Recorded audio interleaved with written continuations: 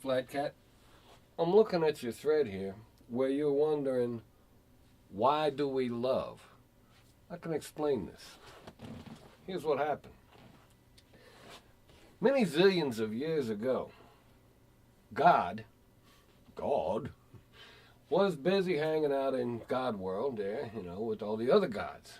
And there are a bunch. So, that guy wrote a book in the 70s, Chariots of the Gods, wherein he points out very astutely, that God speaks about, let us make man in our images in one of those verses there. That's pretty plural, isn't it? Let us make man in our images. Anyway, he's just referencing his God pals with which he hangs. He's hanging out with these guys, and the trouble is, here's the trouble where they live. Everybody knows everything. Everybody knows all. There's no guessing about anything. There's no laughing about anything. There's no punchlines. Everybody already knows everything where they live. They live in a perfect land, perfect world, perfect existence where, if it's perfect, why should anything happen there? So that's the world in which God lives, and he's just had it with that. He's like, I've had it with this. Everybody knows everything. So he has the idea that what he's going to do is, I'm going to create randomness. Let there be randomness. Before he said let there be light, he said let there be randomness. Okay?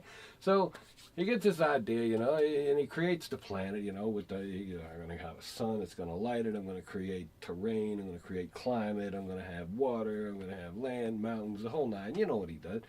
What he did, he created a beautiful planet, and on the planet he put these dinosaurs.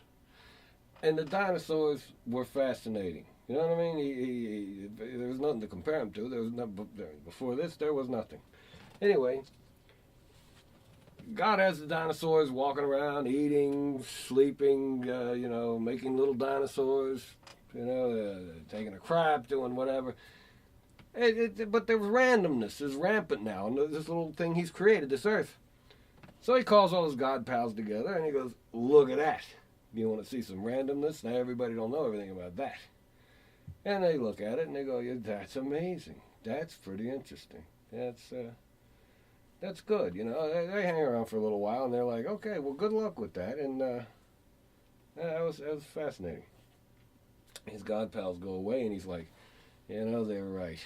It is kind of cool, but there's got to be more to it than this. That's just not enough randomness. And the randomness is not even important, it seems. I don't know. It's missing something.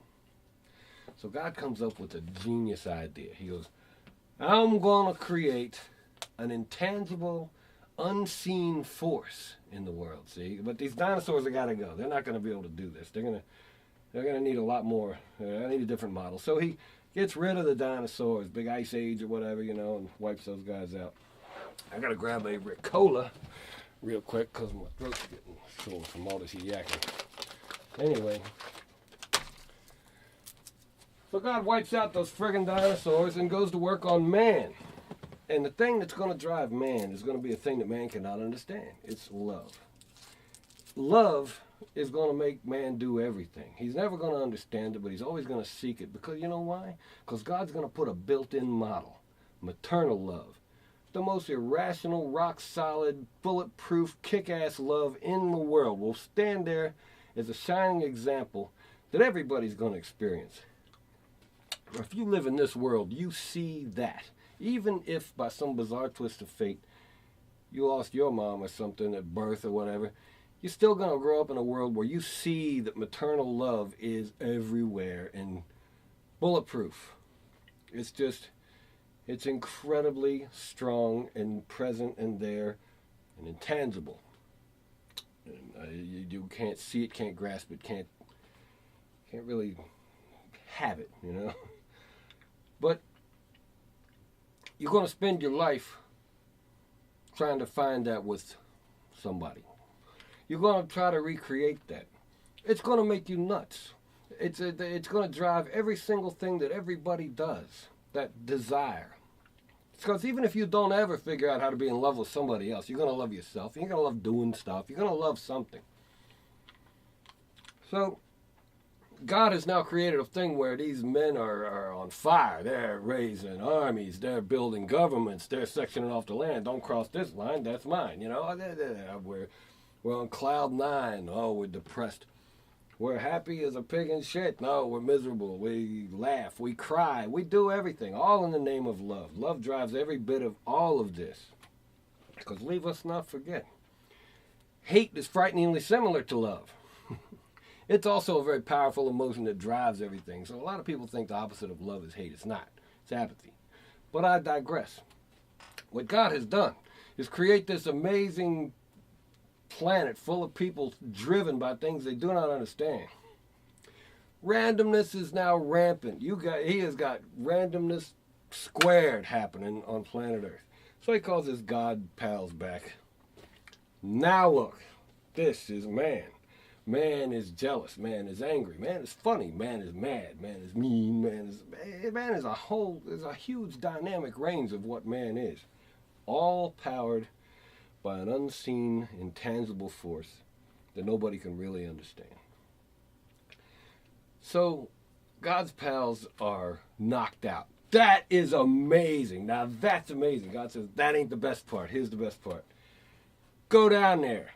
Get a body. Spend 30, 40, 50 years, 60 years, 70 years, 90 years. Do what you like.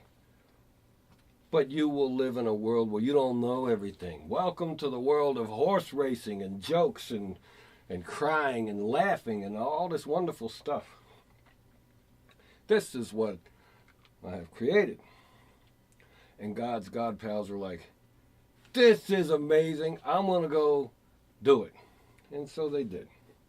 And that's where we are, Flat Cat. We are a amusement park for gods.